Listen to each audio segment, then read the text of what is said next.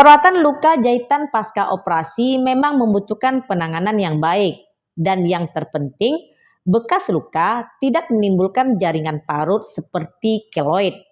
Mau tahu bagaimana cara merawat luka jahitan pasca operasi? Yuk simak di video berikut ini.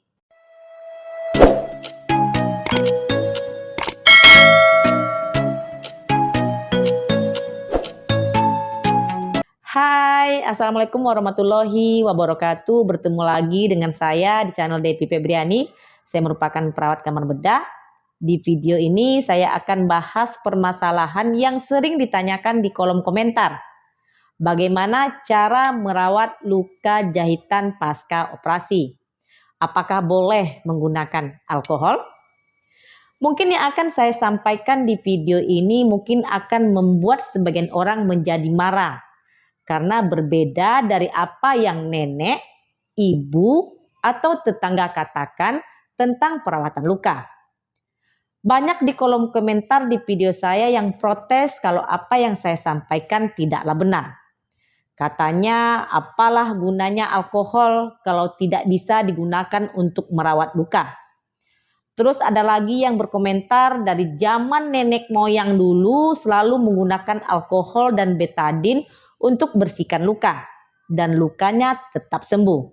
Dan masih banyak komentar yang lainnya. Makanya saya katakan mungkin akan ada yang marah dengan apa yang akan saya sampaikan. Pada prinsipnya sebenarnya alkohol memang bisa digunakan untuk membersihkan luka. Tapi tidak semua luka bisa dibersihkan dengan alkohol. Ilmu kedokteran dan keperawatan itu selalu berkembang setiap tahunnya. Setiap tahun pasti ada penelitian dan temuan-temuan yang baru tentang ilmu medis.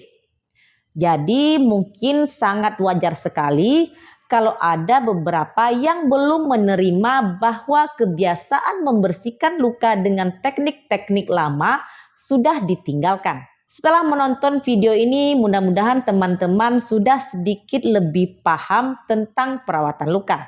Proses penyembuhan luka pada prinsipnya akan melewati beberapa tahapan.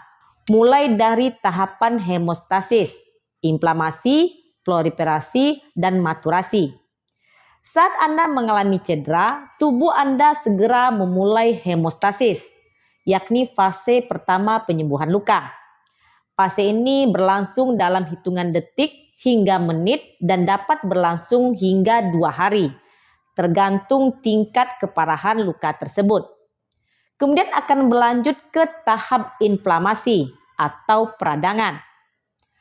Peradangan menandai fase kritis dalam proses penyembuhan luka yang berlangsung sekitar 4 hingga 6 hari.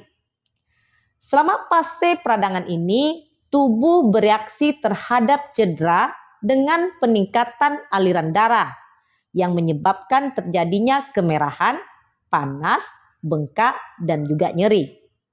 Kemudian akan berlanjut ke fase berikutnya, yaitu fase proliferasi.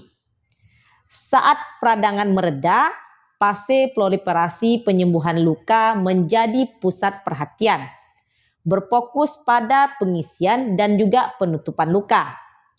Fase proliferasi ini biasanya berlangsung dari 4 hari hingga beberapa minggu, tergantung pada ukuran dan juga kedalaman luka. Dan fase terakhir adalah fase maturasi. Fase ini berlangsung dari 21 hari hingga 2 tahun. Fase ini berfokus pada regenerasi jaringan dan pertumbuhan kulit baru. Jadi fase maturasi dalam tahapan penyembuhan luka adalah fase yang terlama.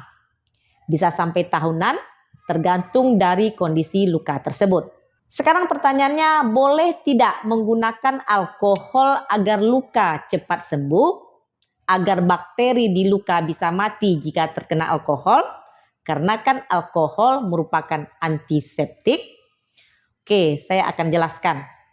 Secara keseluruhan, alkohol tergantung antiseptik tipe 1 yang aman dan efektif tidak hanya untuk luka, tetapi juga bagi tenaga kesehatan untuk mencuci tangan dan mempersiapkan kulit pasien sebelum operasi dilakukan. Alkohol 70% digunakan untuk membersihkan luka karena berdasarkan bukti aksi antibakterinya yang cepat terhadap bakteri, jamur, dan virus.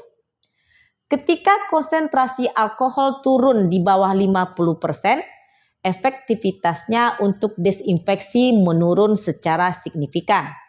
Sementara alkohol yang lebih tinggi seperti di atas 90% atau alkohol murni tidak memberikan sifat bakterisida, virus, atau fungisida yang lebih baik dan justru dapat menyebabkan pemborosan.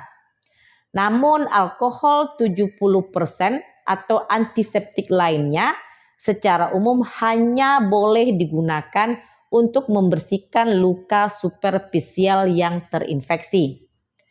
Tapi bukan berarti digunakan berkali-kali, karena selain dapat menyebabkan kulit kering dan iritasi, penggunaan alkohol juga dapat menyebabkan rasa perih di luka. Namun penggunaan alkohol untuk luka lebih aman dilakukan pada prosedur medis alias di bawah pengawasan dokter. Di sisi lain, luka terbuka atau dalam tidak boleh diobati dengan antiseptik selama perawatan. Hal ini karena meskipun antiseptik dapat membunuh bakteri berbahaya, antiseptik juga dapat merusak jaringan sehat di sekitarnya. Karena jaringan granulasi yang baru terbentuk memang sangat sensitif terhadap desinfektan kuat karena membran selnya lebih sensitif dan rapuh dibandingkan kulit dewasa. Oleh karena itu, penggunaan alkohol 70% yang tidak tepat untuk membersihkan luka justru dapat memperlambat proses penyembuhan luka. Jika Anda mengalami luka lecet di kulit, mungkin masih bisa menggunakan alkohol 70%. Tetapi jika luka jahitan operasi, sabun encer dan air besi adalah pilihan terbaik. Selain itu, untuk luka yang baru sembuh, disarankan untuk membilas luka dengan larutan garam dalam jumlah yang banyak agar cairan mengalir lebih lancar daripada menggunakan alkohol 70% untuk membersihkannya.